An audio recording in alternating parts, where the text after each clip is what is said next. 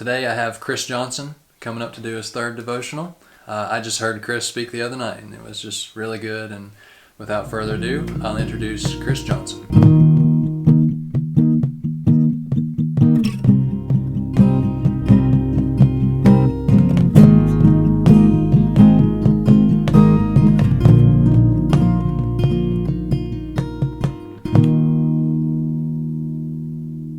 Like Curtis said, my name is Chris Johnson. This is my third devotional, or my third Red Couch devotional. It's kind of getting cool, kind of comfortable now.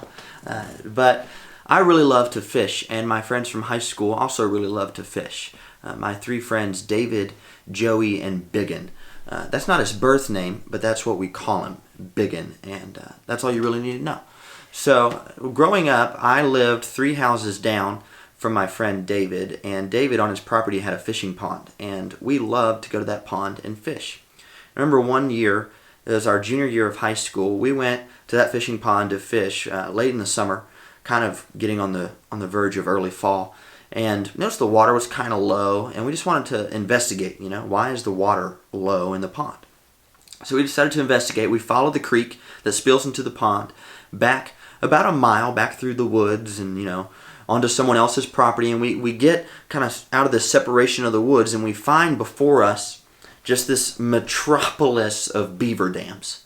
Just a ton of beaver dams. I mean, there had to be like 25 of these things, just almost as far as the eye could see. Some of these beaver dams were like 20 and 30 feet long. They were like 6 feet tall.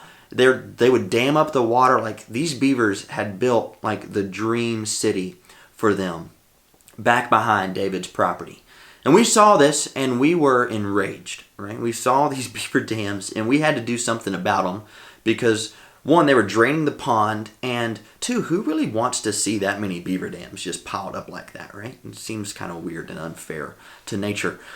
So we go back home and we decided to devise a plan. We were going to call it the Beaver Raid, and we were going to get this plan together called the Beaver Raid. We were going to do it for my birthday, which was coming up in January.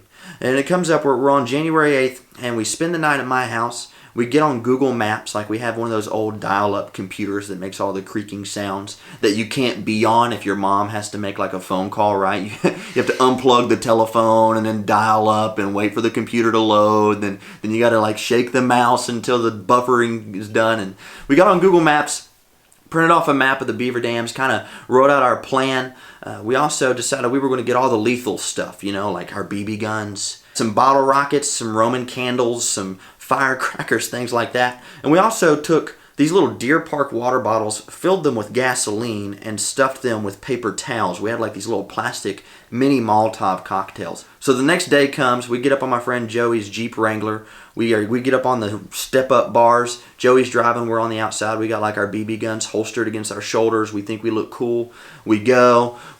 We get to the beaver dams. We start kicking these things, shooting BBs at them, throwing firecrackers. Biggins like throwing those Molotov cocktails at them. We're just wrecking shop on these beaver dams because we wanted to destroy them, right? Around noon, we take a lunch. We eat some sandwiches that were cut in triangles, because we had to have lunch. You got to take a break. And then we go right back at it, just wrecking shop. And believe it or not, like this moment in which we saw an injustice, that we saw something that had to be taken care of, kind of reminds me of this account from the Gospel of Mark. And it comes from chapter 11, starting with verse 15. It says this: On reaching Jerusalem, Jesus entered the temple courts and began driving out those who were buying and selling there. So I kind of want to set the scene here. In Jerusalem, you may know this, Jerusalem had the temple in it, the Jewish temple.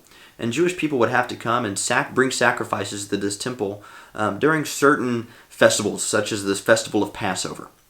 Individuals would have to bring animals to the temple to sacrifice. When you first got into the temple, there'd be a really long line of people with their sheep or their goats or their doves or whatever.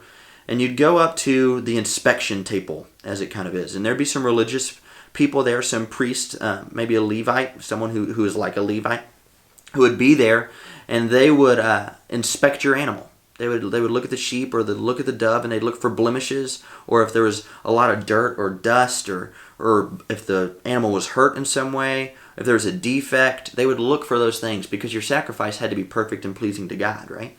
And obviously, these people traveling for a long time over periods of weeks, oftentimes their sacrifices wouldn't meet the standard. They wouldn't be perfect and pleasing, and so they wouldn't be able to use that sacrifice. And so the inspector would say, hey, you can't use this, but you can buy an animal here at the temple. And so then what would happen is people would go to the next table, they'd go stand in another line, go to a table where they'd go buy a dove, typically, because doves were cheaper than sheep. And they'd have to buy a dove or a sheep from the temple. And when they'd get there, the religious people would be like, okay, it's such and such denarius, so much money.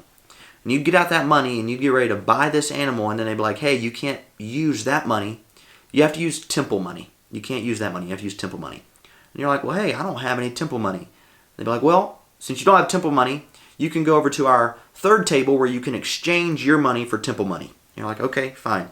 You'd go wait in a third line, and when you get up to that table, you'd put out your money to exchange your money, and then they would charge you a percentage up so that they would make profit on the exchange for temple money. It was a great business plan, but it was kind of unfair and messed up, right? Check what happens whenever Jesus rolls on the scene. It says, he overturned the tables of money changers and the benches of those selling doves, and would not allow anyone carrying merchandise through the temple courts. I don't know if you caught that. It says Jesus overturned the tables.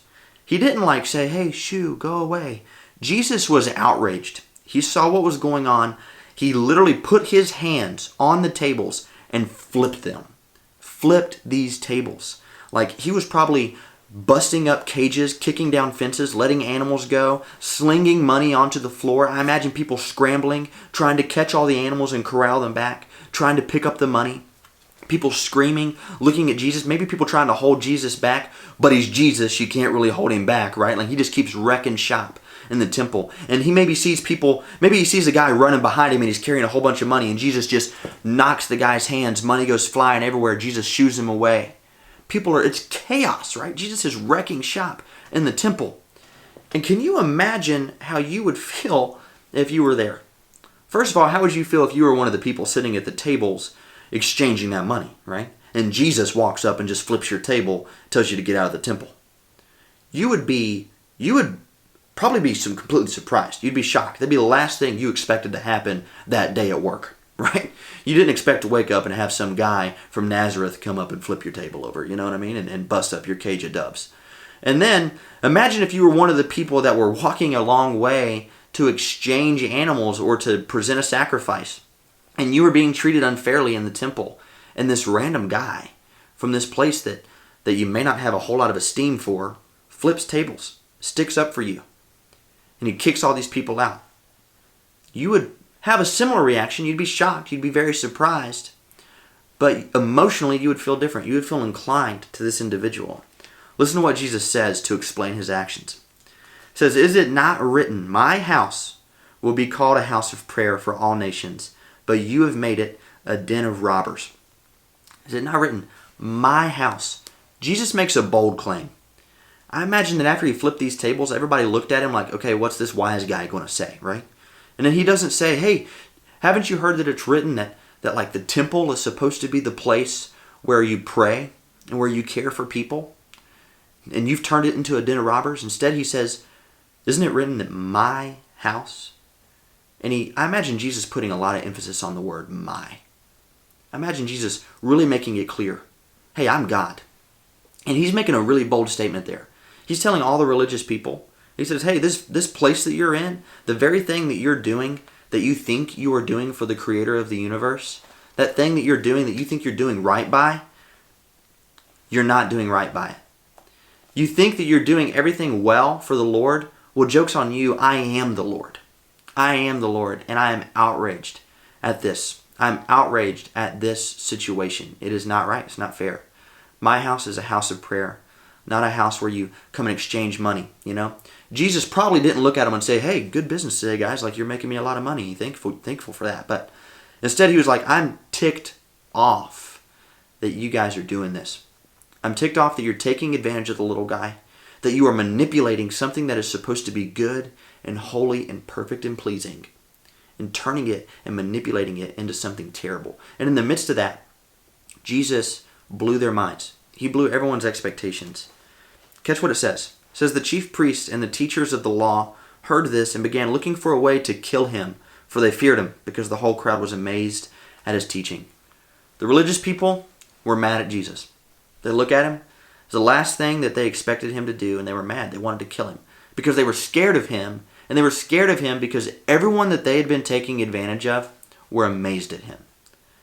Everyone that they had been manipulating, everyone that they had been trying to lead towards the Lord, were amazed at the Lord himself. That's pretty amazing. Jesus took this situation and literally flipped it right on its head, right? That's pretty cool. And I kind of want to close with this thought or this question. I don't know what your idea or your thought of Jesus is. When you hear the name Jesus, I don't know what you think. I don't know what comes to mind. I don't know if you think Jesus would be that religious dude that walks into that temple scene or walks into your church and sees how things are going and is super pleased. I don't know if you think Jesus is a guy with a bunch of rules or standards that he sets that are unattainable and can't be reached. But if you have any picture of Jesus at all, I think it has to include, 1, that he's willing to stick up for the little guy. 2, that he's passionate about handling situations immediately when he sees that something is not right. And then 3rd, he's perfectly willing to step into any kind of situation and blow your expectations. He's perfectly willing to do the least expected thing of him because he's God. He's God with skin on. It is impossible to take him off guard, but it's totally possible for him to take you off guard. So I want you to think about this, and it's a pretty thought-provoking thing. If you were to give Jesus a second look, a well-earned, honest second look, do you think that he would blow your expectations right out of the water?